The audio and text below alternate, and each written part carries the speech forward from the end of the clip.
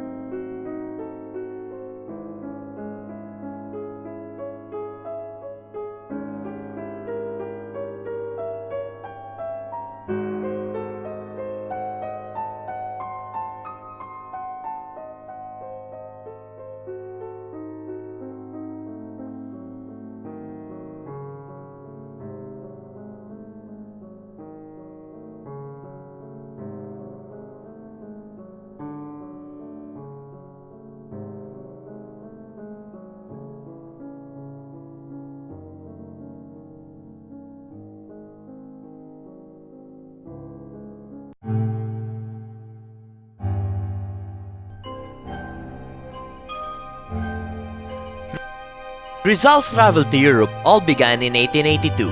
Rizal and his brother Pasiano had a secret agreement that Rizal should go to Spain because 1. He will pursue his medical course and 2. He will observe the political situation in Madrid. In his passport, his name was Jose Mercado and not Rizal. On May 1, 1882, Rizal left Calamba. He boarded a cruise on May 3, 1882, and 5 days after, their cruise reached Singapore. From there, he rode another first-class cruise, Gemma, going to Sri Lanka, which then proceeded to North Africa, to the Suez Canal, Port Said in Egypt, to Naples, Italy, and finally, Marseille. Rizal went to Paris. He visited different tourist spots. He was also mistaken to be a Japanese. Because of this, food, accommodation, and tickets were priced higher than other nationalities.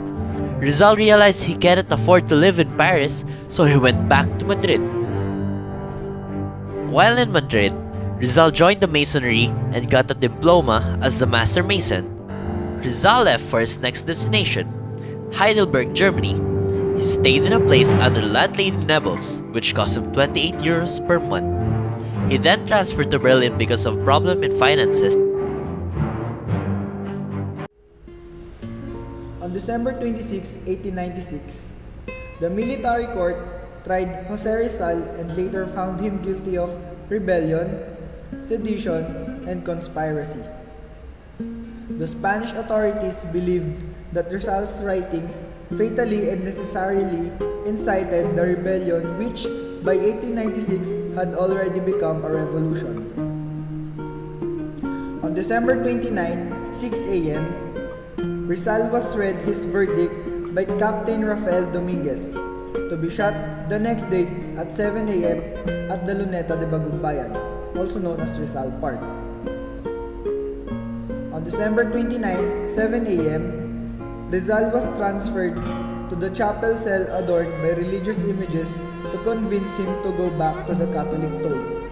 His first visitors were Jesuit priests, Fathers Miguel Sadera Mata and Luis Viza. On December 29, 8 a.m., Father Viza was relieved by Father Antonio Rosel, who joined Rizal for breakfast. Lieutenant Luis Taviel de Andrade joins them. On December 29, 9 a.m., Father Federico Faura, who once said that Rizal would lose his head for writing the Noli Me Tangere, arrived. Rizal told him, "Father, you are indeed a prophet." On December 29, 12 to 3:30 p.m., Rizal's time alone in his cell. He had lunch, wrote letters, and probably wrote his last poem of 14 stanzas. The untitled poem was later known as Mi Ultimo Adios, My Last Farewell. Rizal's alcohol burner, a gift from Pardo de Taveras, where he hid his last poem. On December 29, 4 p.m., visit of Rizal's mother, Teodora Alonso. Then Rizal's sister Trinidad entered to get her mother, and Rizal whispered it to her in English, referring to the alcohol stove. There is something inside. On December 29, 6 p.m. to 9:30 p.m., after their visit, Fathers Villa Clara and Stanislao March returned to the cell, followed by Father Rosel. Rizal was visited by the Fiscal of the Royal Audiencia of Manila, Don Gaspar Sestaño, with whom Rizal offered the best chair of the cell. On December 30, 3 a.m., according to Father Balguer's account, Rizal asked to have confession, hear Mass, and be given Holy Communion. On December 30, 5:30 a.m., teary-eyed Josephine Bracken and Josefa Rizal came.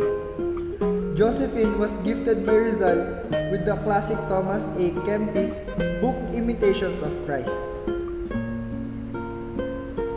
On December 30, 6 a.m., Rizal wrote his father, Francisco Mercado.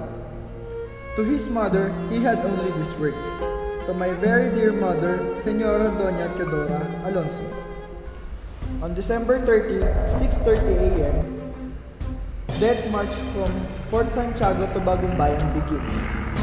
4 soldiers with bayoneted rifles. December 30, 7 a.m., Rizal, after arriving on the execution site of the Luneta de Bagumbayan, was checked with his pulse by Dr. Felipe Ruiz Castillo. It was pretty normal. Rizal once wrote, "I wish to show those who deny us patriotism that we know how to die for our duty and our convictions." Preparen, apunten, Rizal shouted, "Consumatum est." This done.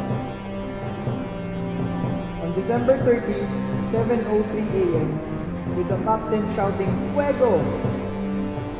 Shouts rang out from the guns of 8 Indio soldiers. As he was hit, he resists and turns himself to face his executors. He falls down and dies facing the sky. At the time when the bullet of Spain's firing squad killed Dr. Rizal, the Spaniards' residents, friars, corrupt officials, exulted with sadistic joy. For Rizal, formidable apostol, greatest epic poet and Spanish aptly rhapsodized. Rest in peace in the shadows of oblivion, Redeemer of a country in bondage. In the mystery of the grave, do not cry. Heed not the momentary triumph of the Spaniard, because if a bullet destroyed your cranium, likewise your idea destroyed an empire. By Rizal's writings, which awakened Filipino nationalism and paved the way for the Filipino Revolution, he proved that the pen is mightier than the sword. As many splendored genius, writer, scientist, and political martyr, he richly deserves history's salute as the national hero of the Philippines.